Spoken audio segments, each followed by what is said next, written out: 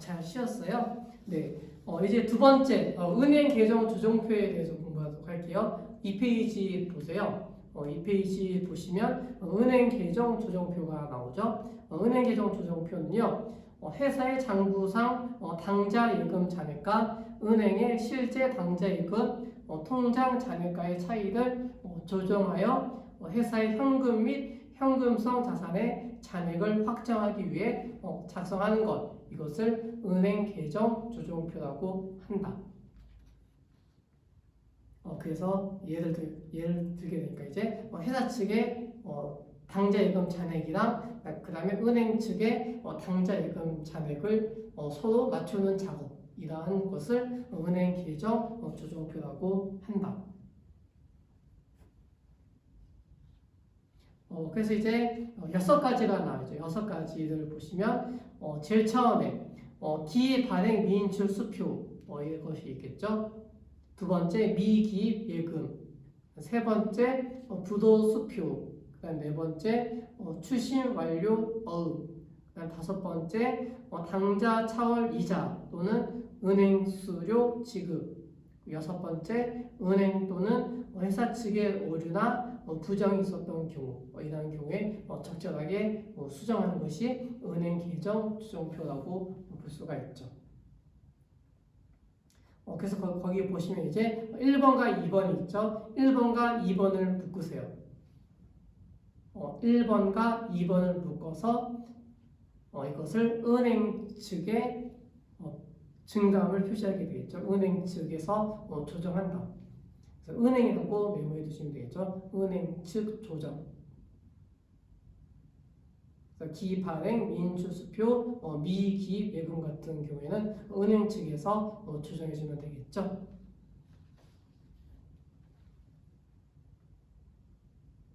그 다음 이제 세 번째 3번, 4번, 5번을 묶으세요. 3번, 4번, 5번을 묶게 되면 이것은 회사 측에서 조정하게 되겠죠. 회사 측 조정.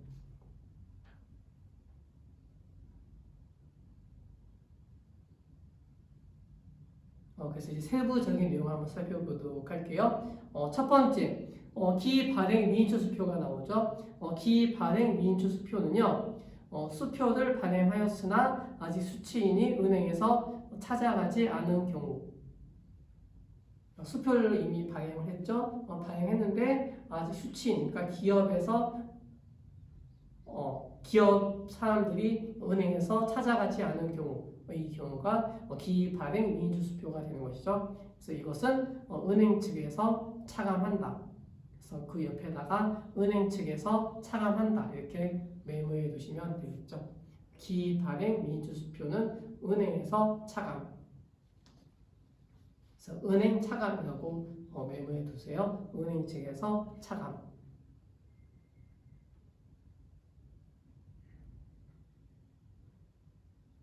그 다음에 두 번째, 미기입 예금 나오죠. 미기입 예금은요, 입금을 하였으나 은행의 전산장애로 입금 처리가 안 된 경우.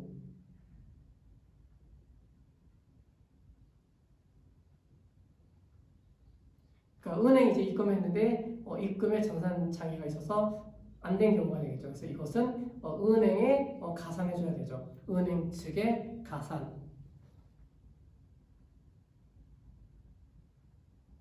그래서 은행 측 가산이라고 적어두시면 되겠죠. 그래서 기발행 미인출 수표는 은행 쪽에서 차감, 그러니까 은행 측에서 차감해주면 되겠죠. 그다음 미기입 예금은 은행 측에 가산, 이쪽에 가산해주면 되겠죠. 그 그림 이제 밑에 표에 나와 있죠.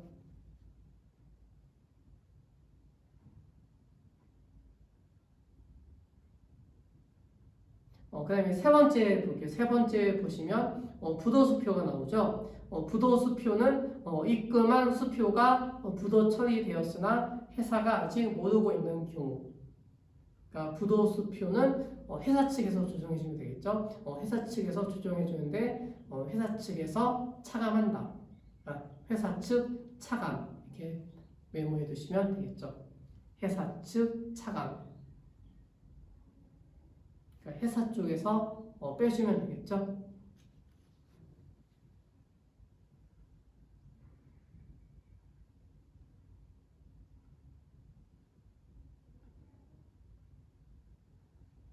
그다음에 네 번째 추심 완료 어음이 나오죠. 추심 완료 어음은 회사가 추심 의뢰했던 어음 대금이 입금되었으나 회사가 못 오고 있는 경우가 되겠죠.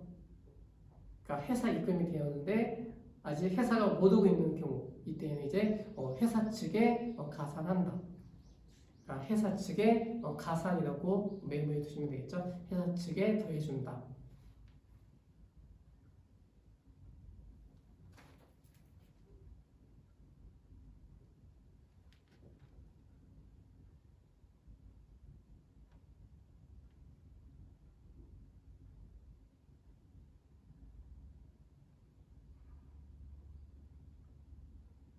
그 다음에 이제 다섯 번째, 당좌 차월 이자 또는 은행 수수료 지급이 나오죠. 내용을 보시면요. 은행에서 당좌 차월에 대한 이자나 수수료를 당좌 계정에서 차감하였으나 회사가 아직 못 오고 있는 경우, 그러니까 수수료 같은 경우 이미 빠져나가겠죠. 빠져나가는데 회사가 아직 못 오고 있다. 이때는 회사 측에서 차감해줘야 되겠죠. 그래서 회사 측에서 차감한다. 이렇게 정리하시면 되겠죠. 회사 측의 차감 이렇게 정리해 두시면 돼요.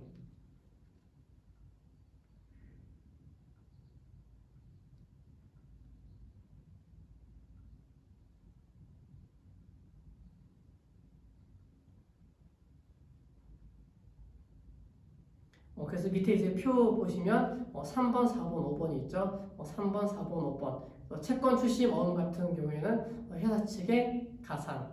그 다음에 네 번째 은행 수수료 지급은 회사 측에서 차감. 그 다음에 부도수표도 회사 측에서 차감. 이렇게 정리해 주시면 되겠죠. 그 다음에 이제 여섯 번째, 은행 또는 회사 측에 오류나 부정이 있었던 경우에는 적절하게 수정한다. 그래서 은행 측에서 조정해주게 되면 은행 쪽에서 조정해주면 되는 것이고, 회사 측에 조정사항이 있으면 회사 측에서 조정사항을 정리해주면 되겠죠. 그 내용이 이제 6번, 7번의 표에 나와 있죠. 그래서 맨 마지막에 수정 후 잔액을 구하시면 되는 것이죠. 그래서 밑에 이제 예제가 나오죠. 예제 한번 읽어보시겠어요?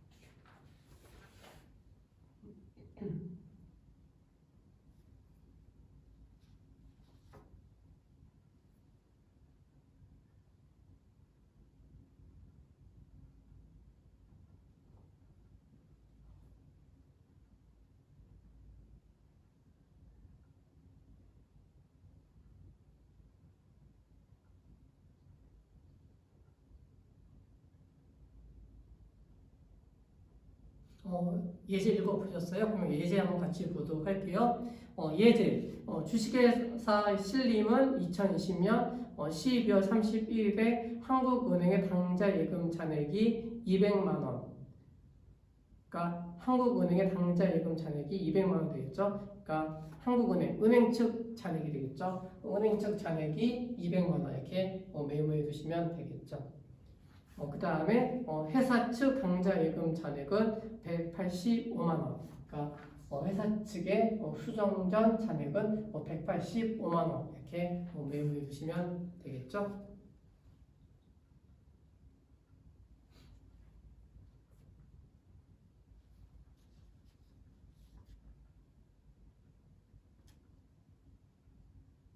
그래서 이제 조정 항목들을 보도록 할게요.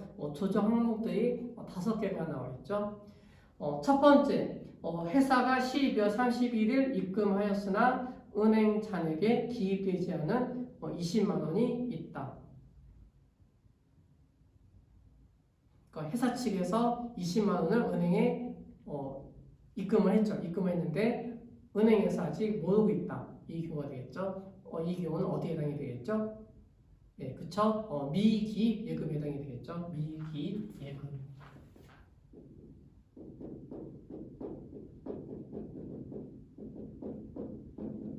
미기입 예금 같은 경우에는 어느 쪽에 조정하게 되죠? 네, 그쵸? 은행 측에 가산해주게 되는 거죠. 은행 측에 가산해주게 되니까 은행 측에 20만 원 기록해주면 되겠죠. 은행 측에 20만 원 더해준다. 가산이 되겠죠.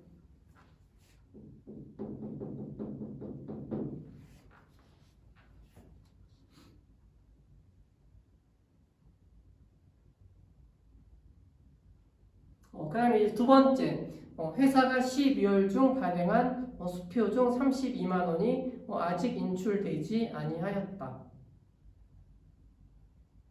두 번째 내용은 어디에 해당이 되겠죠? 그렇죠? 기입 발행 미인출 수표에 해당이 되겠죠. 기입 발행 미인출 수표.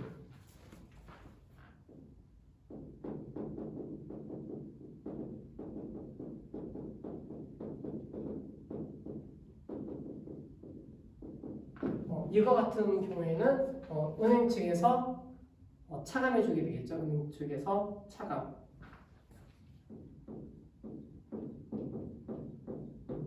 그래서 은행 측에서 빼주면 되겠죠.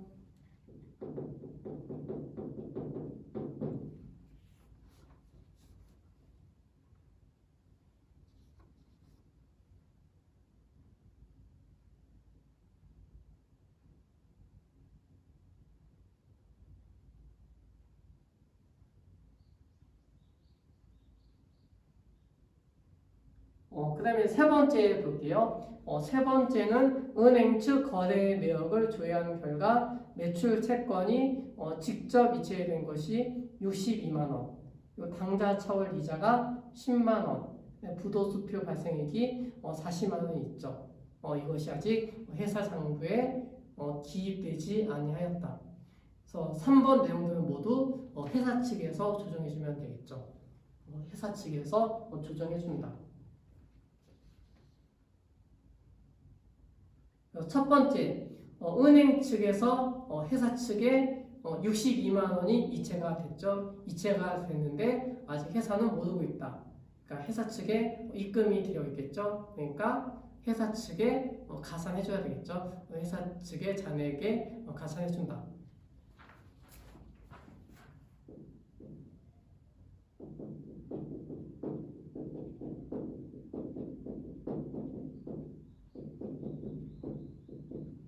채권 출신 입금이 되겠죠. 이것이 회사 측에 조정해주면 되겠죠. 이것은 더해줘야 되겠죠. 더해준다. 그래서 62만 원 가산.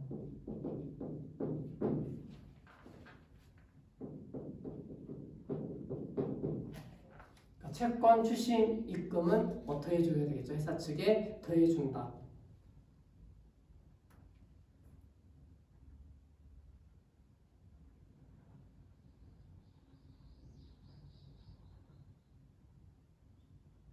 그 다음에 이제 당좌 차월 이자가 있죠. 당좌 차월 이자 10만 원. 이거 같은 경우에는 지급한 내용이 되겠죠. 수수료 지급한 내용이 되겠죠. 수수료 지급.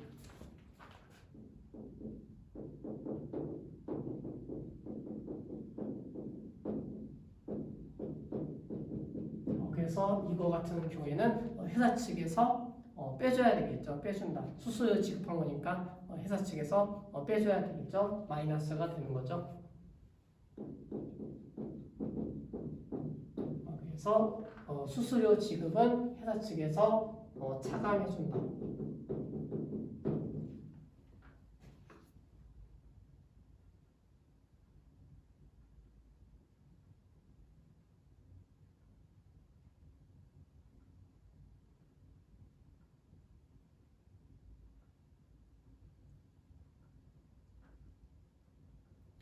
그 다음에 이제 부도수표가 있죠. 부도수표 발생액이 40만 원.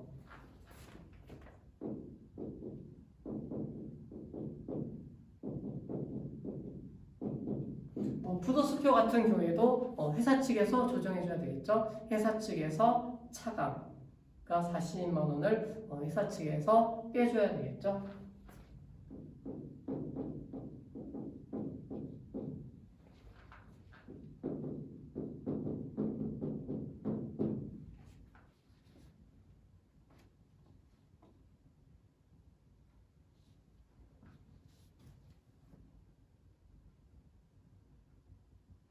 정리되셨어요? 그럼 이제 네 번째 한번 보도록 할게요. 가로 4번. 회사가 입금하면서 45만 원을 54만 원으로 잘못 기재하였음을 확인하였다.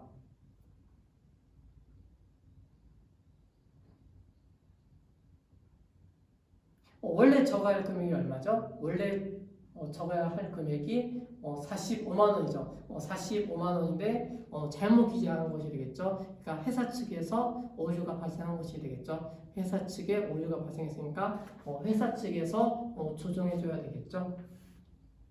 그러니까 원래 45만 원 적어야 되는데 54만 원 적었으니까 차익이 발생했죠. 차익이 9만 원 발생하게 된 거죠. 9만 원을 발생했는데 이 9만 원을 더 적었으니까 빼줘갖고 45만 원에 맞춰줘야 되겠죠. 9만 원을 적어줘야 되겠죠.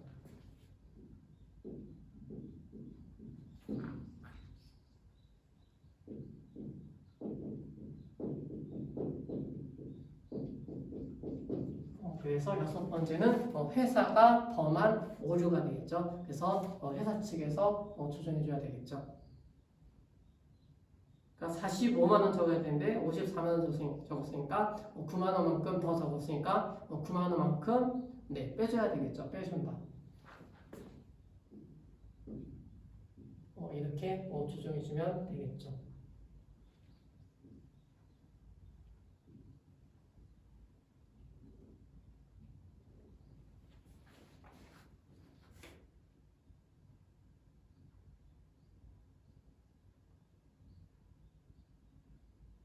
이렇게 빼주게 되면 양쪽에 같은 금액이 나오게 되겠죠. 금액 한번 계산해 보시겠어요?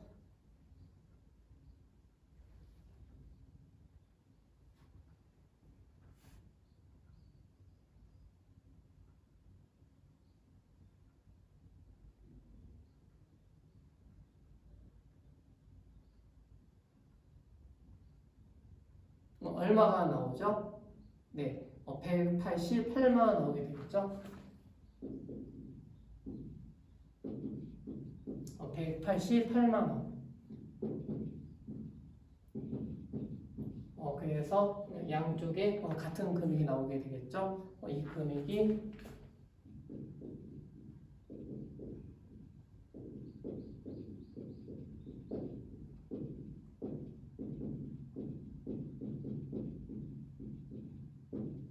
올바른 금액이 되겠죠. 올바른 금액 188만 원. 그래서 회사 측의 잔액과 은행 측의 잔액이 동일해지게 되는 거죠. 이렇게 조정하는 것이 은행 계정 조정표다. 근데 이제 회사 측의 잔액과 은행 측의 잔액이 동일하지 않아요. 대차가 안 맞게 돼요. 잔액이 불일치하게 되면 이것은 누가 이렇게 빼간 게 되겠죠. 빼간 게 되니까 이것을 횡령 내지는 유용이라고 하죠. 유용. 이러한 개념도 알고 계세요. 그래서 어떤 시험 문제 풀다 보면 유용한 금액이 얼마인가 이렇게 물어볼 수도 있어요. 그래서 대차가 안 맞게 되면 유용한 금액이 나오게 되겠죠.